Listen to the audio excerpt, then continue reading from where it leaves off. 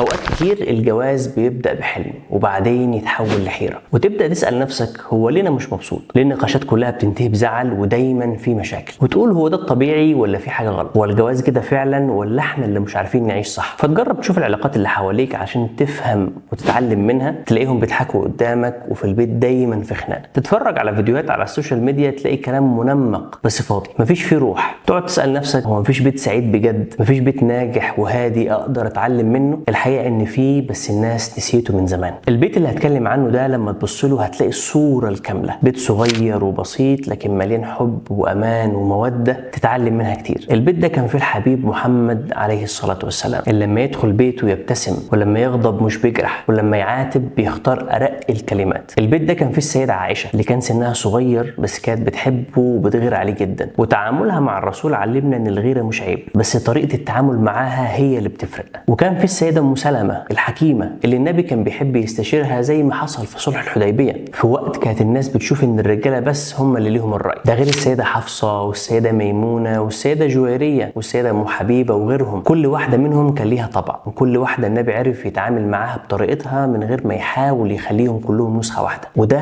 اعظم درس في فهم النفس البشرية وحسن العشرة. بيت النبوة مش حكاية نحكيها قبل النوم، ده المنهج اللي لازم تمشي عليه لو حابب تعيش مبسوط وناجح في بيتك. علشان كده قبل ما تدور على قدوة في فيلم او حدوتة او مشهد على السوشيال ميديا بص على بيت النبوة، يمكن تلاقي كل اللي كنت بتدور عليه ومستنيه من زمان. بس وانت بتبص بص بقلبك قبل عينيك. بص كأنك بتدور على نفسك اللي ضاعت وسط الزحمة، كأنك بتسأل يا ترى الخلاف ممكن يعدي من غير ما يهد؟ يا ترى الجواز ممكن يفضل سند مش حرب؟ بيت النبوة مش مجرد مواقف دينية ولا مشاهد بنسمعها علشان نرتاح. بيت النبوة مدرسة فيها الكلمة اللي بتصلح والنظرة اللي بتهدي والسلوك اللي بيخلي البيت يعيش. علشان كده اللي جاي مش مجرد كلام، اللي جاي نور لو دخل قلبك هيغير فيك كتير. احنا مش هنحكي مجرد قصص، احنا هنحاول نتعلم نمشي على خطى النبوة. فخليك مستعد لان اول خطوة ممكن تغير الطريق كله. اشوفك على خير قريب.